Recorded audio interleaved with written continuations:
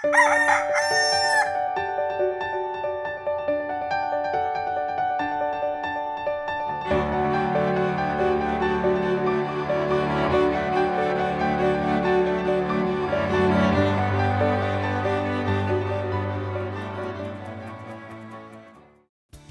Easter po, kapamilya. Ako po si Father J-Boy at tayo na po at magkape at pandasal.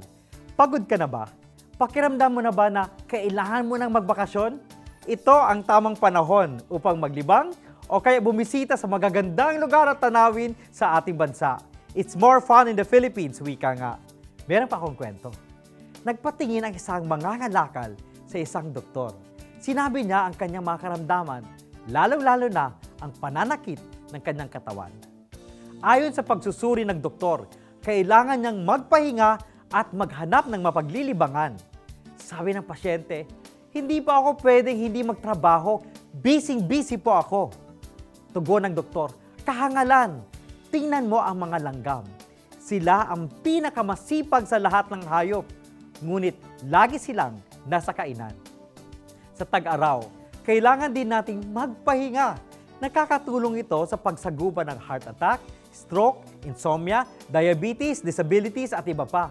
Nakakatulong din ito sa ating mga ugnayan. Halimbawa, ang taong kulang sa tulog ay laging bugnutin. Wika na San Francisco, huminto ka man lang upang pansinin at amuyin ang mga bulaklak. Ipagdasal natin na pahalagan din natin ang pamamahinga tulad ng pagpapahalaga natin sa ating mga gawain. Magandang umaga po.